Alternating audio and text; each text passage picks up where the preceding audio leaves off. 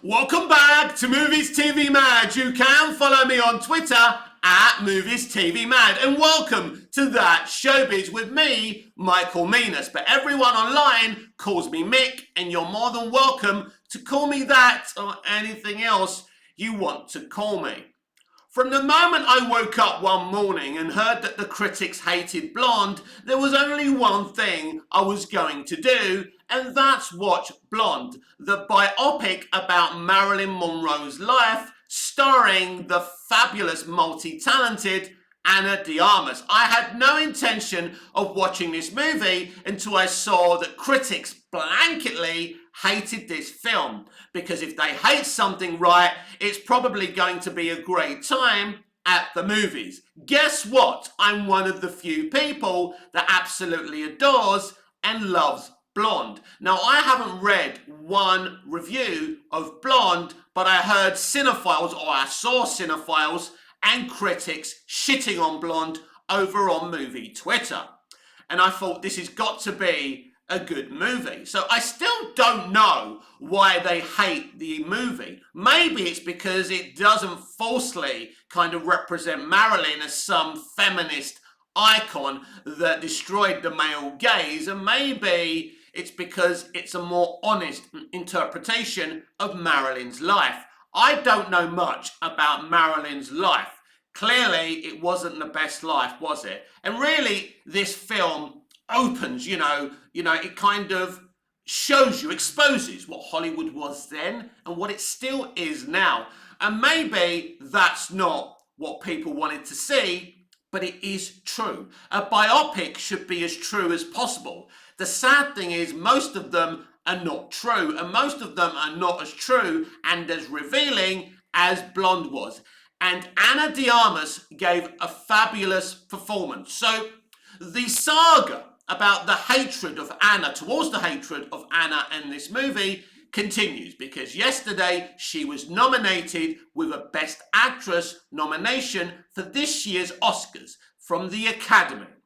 I think she deserves, at the very least, this nomination, but I believe she's got a great chance of winning the thing altogether. And of course, they will continue hating on her and the movie. Now, when she saw the reaction to it, she said, listen, people have the right to react any way they want to the movie. But the movie's here, it's not going to be deleted, and that's the end, really. So Anna's reaction was very different to the normal Hollywood elite's reaction to some of their work being hated. Normally it's, you hate women, oh my God, you hate black people, oh my God, you hate gay people, like the guy who I think directed and starred in the Bros movie, calling everyone homophobic for not turning up to his movie. How arrogant and delusional can you get? You see, I grew up watching great movies and TV shows, and what's been done to this industry is blasphemy to me.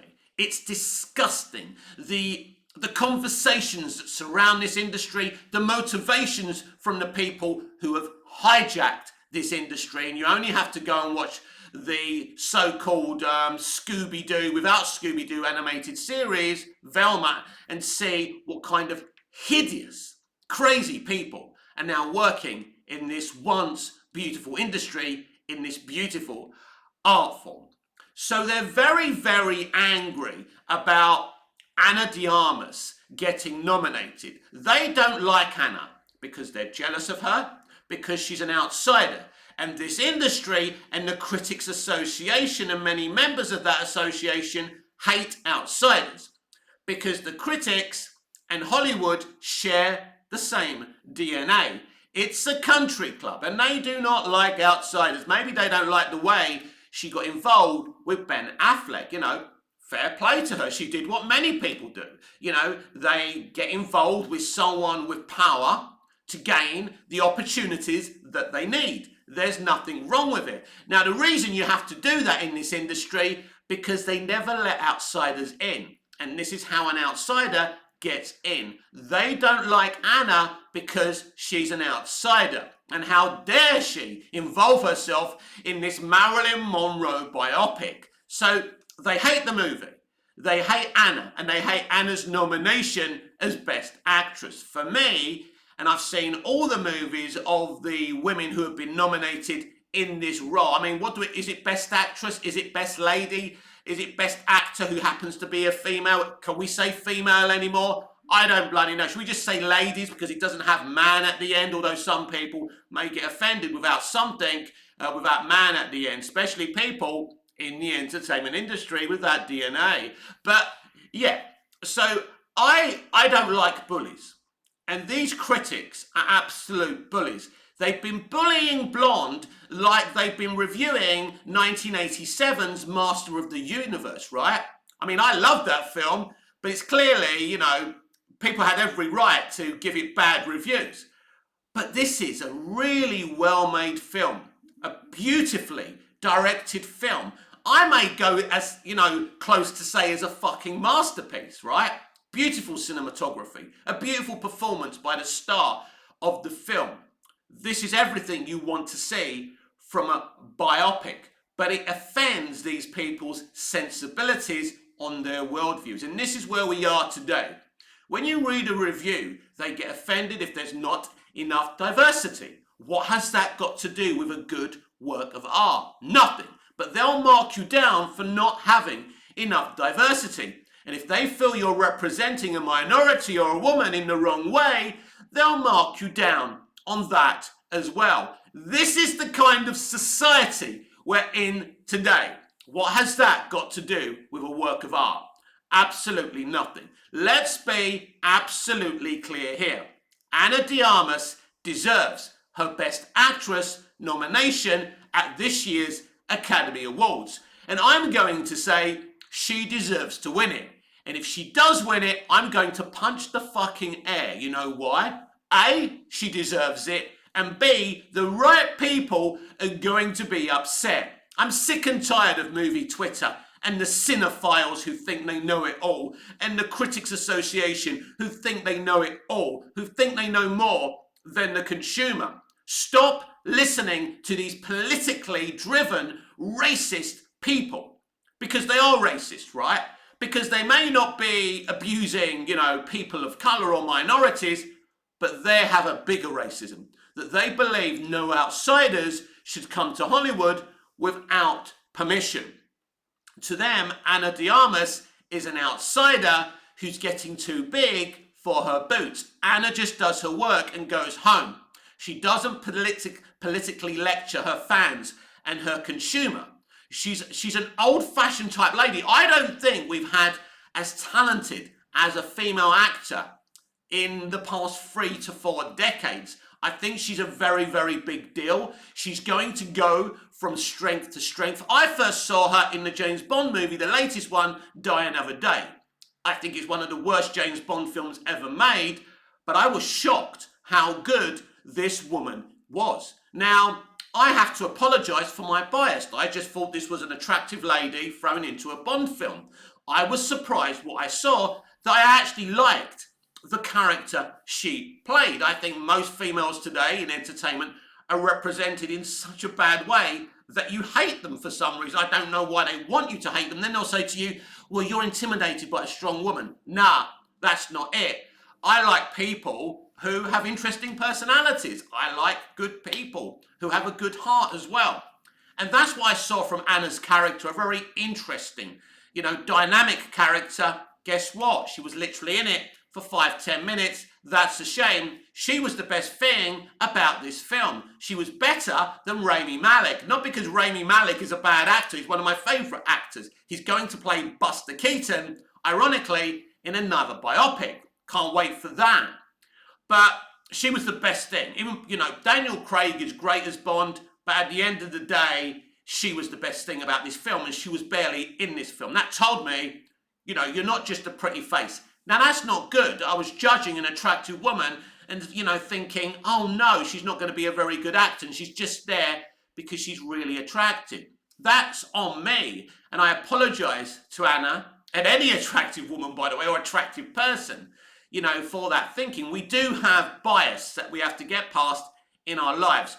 So I think she deserves the nomination. I hope she wins it. And I basically hope that you all burst a blood vessel over her winning the Best Actress nomination. Now, who is Justin Roiland? Justin Roiland is the co-creator of the mega hit Rick and Morty. He also co-founded another company, and probably the production company that does Rick and Morty as well. So I don't know the details about all of this, but he was arrested for domestic violence, I think. But I will apologise. I don't know the details of this. So now he has been distanced. Basically, he's left Rick and Morty and the company he founded. Now, as a victim of domestic violence myself, as a 17-year-old lad, my girlfriend used to physically abuse me. She was strong. She was stronger than me. I'll say that. People who think women are not stronger than men, should have put themselves in my shoes. So as a victim of domestic violence myself, I understand the heinous and hideous nature. I would never justify what Justin Roiland has clearly done. But do we live in a society that doesn't believe in rehabilitation anymore? I'm a victim of domestic violence and I believe in it. Why don't you? Are we really just going to say, oh no, it's horrible. Of course it's horrible. And my thoughts go to his partner. Of course they do. It's horrible. And how does that person feel being the victim of that man's alleged abuse? I understand. But I want to be part of a society that believes in rehabilitation and someone evolving and becoming a better person. Clearly, elements of him being a domestic violence abuser means he's not, let's say, well in the head, because no one who was well mentally would abuse another human being or hit them, because that would just make them pure evil, right? So there's obviously issues there. So for me, if I was his partner, I'd say, right, you need to face the full punishments from the law, from justice, and you need to get the help that you need. If you're willing to do this, I don't see any need for you to part company and leave Rick and Morty, something beautiful that's really uplifted people. And at the end of the day, yes, the bottom line is it's made us money. But here's the problem in the society we live in today. Because they're not parting company out of moral outrage with him. They're parting company because he may affect their bottom line. This is a co-founder of the company that all these people work in and the co-creator of Rick and Morty. So, the rights and wrongs of this can be left to other people to discuss. Lots of people say he has hit, he has domestically abused his partner. That's it, drag him through the streets, throw bricks at him, that's the kind of society we kind of live in today. But the people judging, the problem is we're all flawed, right? We've all done bad things that we've either got away with or not got away with in our lives. Who are we to judge another person? Yes, he should be prosecuted for what he's done. His partner, his partner decides to prosecute him and press charges, then he should face those consequences. But he needs to get better, right? He needs to evolve as a human being. And just casting him out and saying he should never work on Rick and Morty again, for me, shows what kind of unforgiving society we are. Rick and Morty is fucked and screwed at the same time without Justin Roiland. He is the cement that puts all of this together. They will probably finish their next season, and then there will never be any more Rick and Morty again, unless he can find the other person, the other creator can find a partner just as good as, Justin Roiland. Because it's the same situation as John Lasseter being removed at Pixar. I think I discussed this the other day with someone, maybe even on one of my videos. And I said, from the day John Lasseter left, basically Pixar was fucked. And now we see where Pixar is. The company allows Disney to just chuck their stuff on Disney Plus instead of giving them cinematic releases. Now Pixar are speaking out about this and they're not happy. Just like the VFX artists are talking about the abuse, the alleged abuse they faced from Victoria Alonso and company at Marvel Studios. I did say alleged abuse and pressure. You know, I've said this a million times. VFX artists are our friends, the consumer friends. Everything cool we see is because of the brilliant VFX artist. I will not watch another Marvel Studios piece of content until someone at Marvel Studios like Kevin Feige or Victoria Alonso say, yeah, we need to treat them better and publicly apologise. So, you know, because the VFX work hasn't been to a high standard for a while now, because these artists are being overloaded. But no one wants, Kevin Feige or Victoria Alonso to be moved on, right? But Justin Roiland doesn't get a second chance. You know, face your punishment, get better, never abuse another human being again. That's the society that I grew up in. I want to be clear. I am not justifying what Justin Roiland did. I want to be absolutely clear about that. So I think Rick and Morty is fucked without Justin. I really do. And I was just speaking about the John Lasseter situation. He was accused of some kind of harassment. I don't know if he did it, but he was gone. They removed him. That was the end. Nothing to do with the company, right?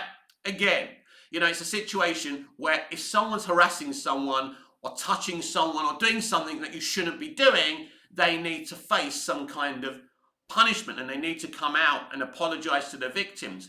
But, you know, it's a horrible thing. But are we saying because someone's done something like this? You know, if someone's a serial killer, it's a different situation.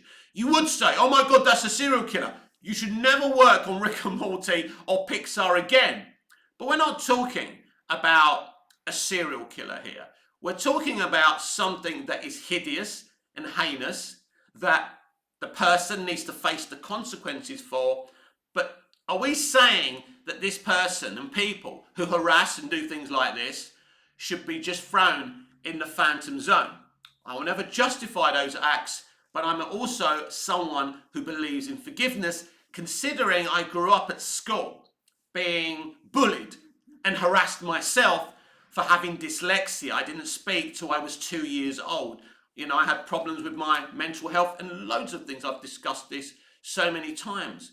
So I've been abused by people in my life, but I chose to forgive those people. But the point is, it's up to those victimizers to get the help they need and face the consequences of their actions. Now, I'm fine with forgiveness. We're not talking about a serial killer here. We're talking about someone who's guilty of doing something absolutely terrible, but casting someone out and hurting. Rick and Morty, the show, for me, is an absolute travesty and it's gone. But is there something else going on right now? Because we know the extreme left have taken this once beautiful industry hostage. Is there something going on? Maybe Rick and Morty was a bit too entertaining for them and didn't push their narratives. Maybe they found a way to stitch this guy up. Who knows? Are the accusations true? Obviously, you have to say yes. It looks like he's admitting to them and he's clearly stepped down. They found a way to oust someone who believes in entertainment. Now, I'm not saying these are false accusations, but it's just very, very convenient that someone who's been entertaining audiences now for 6 or 7 years has been found to be problematic. As I say, for me, I wouldn't have parted company with him. I would have made a statement and said he has to face the consequences of his actions and he needs to get the help that he needs. But we're going to stick by him, but we do not defend in any way, shape or form anything that this person has done.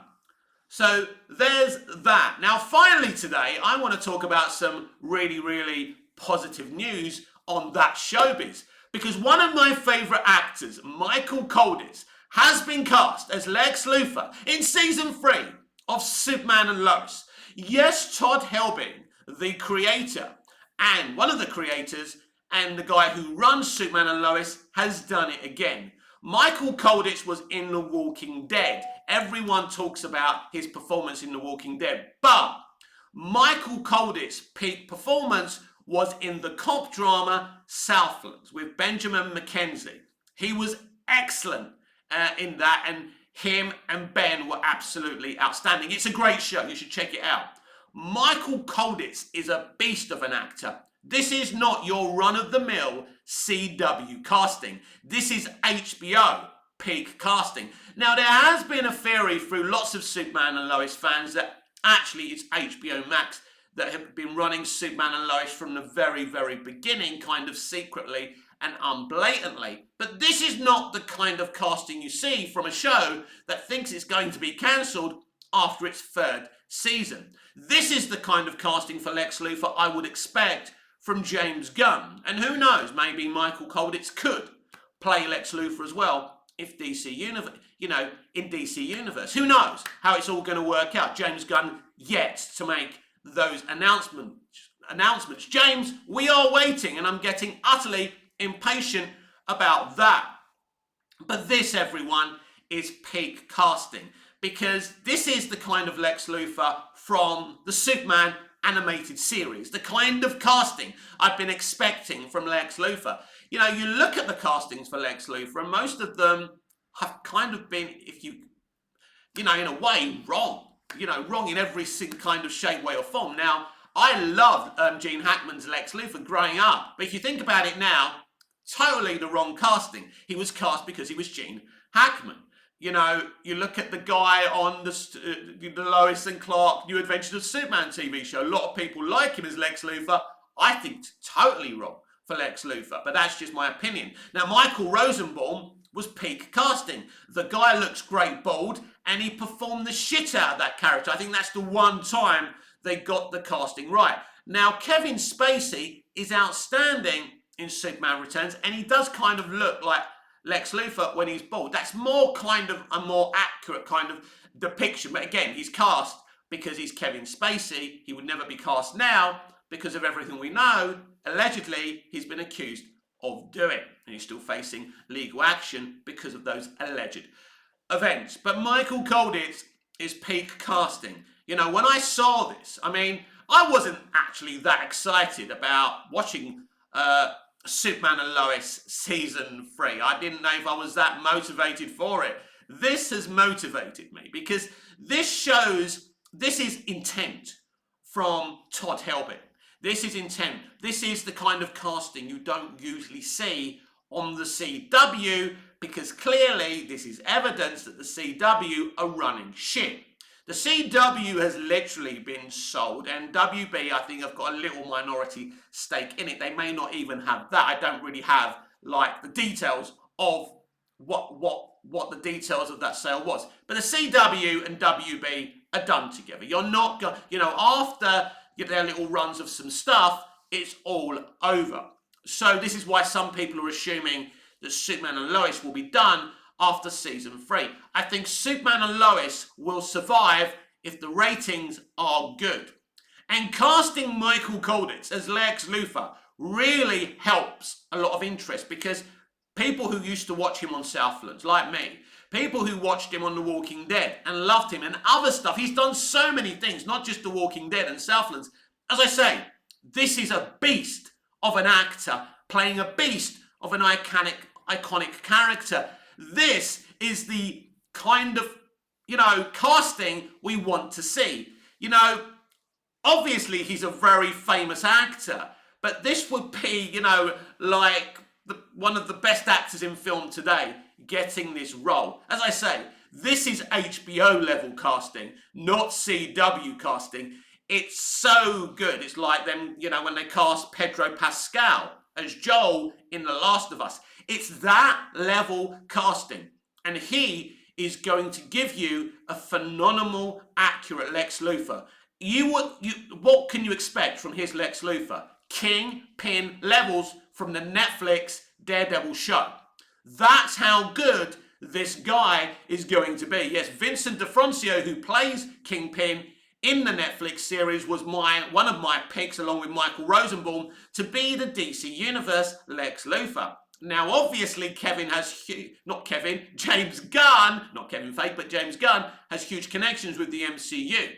So even though there's a Daredevil series on Disney Plus in production right now, and obviously Vincent will be involved in that, there's no reason he can't play the DC Universe Lex Luthor. Let's wait and see for that. But Michael Coldidz casting is hugely exciting for me, and I know a lot of the fans, because this is, this is what we should have had. This is who Snyder should have cast. I know he was way younger then, but he still would have, performed the shit out of it. Jesse Eisenberg's a great actor, but totally wrong for Lex Luthor. I don't mind his Lex Luthor. I think it was interesting. His hatred for Superman is very kind of accurate to what it's like and the mentality in the comics and in the animation. Yes, but we all know that Jesse Eisenberg should never have been cast as Lex Luthor. There's lots of people Jesse Eisenberg should be cast as, because the man is multi-talented and faceted. But no, Michael Coldidz is the kind, there's no one out there saying right now, oh no. The kind of reaction people had when Jesse Eisenberg was cast, This is like, wow, Michael Coldidz, perfect. Because if you get Michael Coldidz as Lex Luthor, you're going to have a very, very aggressive Lex Luthor in this show. It's kind of weird in a way, because I just can't imagine what Michael Coldidz and Tyler Hoechlin will be like on screen together. Because you've got Tyler as this soft, gentle, kind version of Superman, and then you've got Coldidz, who I assume is going to stomp into the room and go right face to face with Superman, and it's going to be very, very awesome, compelling, and exciting. Now, a lot of people are disappointed that they're not using the Lex Luthor from Supergirl.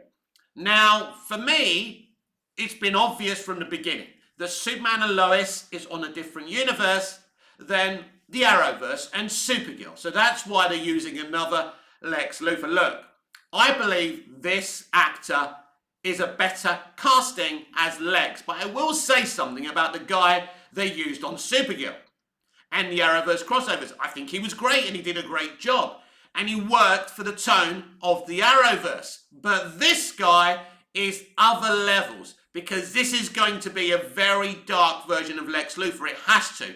You don't cast Michael Coldidz to play Lex Luthor as a nice, kindly, well, he's all right, kind of really. No.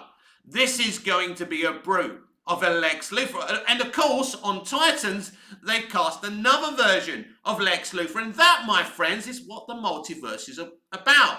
Arrowverse had their Lex Luthor. Titans have their Lex Luthor. And now Superman and Lois have their Lex Luthor. I think this may be the best casting on the face of it we've ever had, because I didn't know who Michael Rosenbaum was. I saw a photo of him when he was announced with hair. So I didn't even know what actor this was. I'd never seen his work. He hadn't done much work before. So it was difficult. But on the face of things, as casting announcements go, this may be the best Lex Luthor casting announcement we've ever had. We know Coldidz CV. He's a phenomenal actor. I've enjoyed watching him. I like performers and artists that get a buzz out of creating something. And this guy really creates tension within his roles and the way, he speaks his dialogue. We saw it in The Walking Dead and Southlands as well. So I'm predicting a really dark, aggressive Lex Luthor, the kind of Lex Luthor, as I say, we saw in Superman, the animated series. I think this is top of the range casting. Now, in the comments down below, let me know, what do you think of Michael Colditz's casting as Lex Luthor? Smash the like button if you think this is some of the best peak Lex Luthor casting we've ever had. Because I tell you what, I've not been excited for anything DC for quite a while. I mean, normally I'm here doing DC videos, and, there's not much to discuss right now. As I say, we're still waiting for this huge announcement about the future of DC from James Gunn. What I want to see from DC Universe is a ready-made universe. I want the Watchtower. I want the Hall of Justice brimming with Justice League members. I want to fill to the brim Green Lantern universe. I want to know about Parallax, the Red Lanterns, the Yellow Lanterns. Sinestro, I want to know more about Sinestro. He was the only good thing about the Green Lantern movie, starring Ryan Reynolds. I want a DC universe that's already set up. I don't want to see the Justice League slowly built out. I want to see a ready-made Justice League. I want a ready-made DC Universe. That's what I want from James Gunn and Peter Safran. And please let me know what you want from the brand new DC Universe. This has been That Showbiz. I hope you've enjoyed my new show, and if you did, we may do it again. I'm Mick, your host with the most. Just ask your girlfriends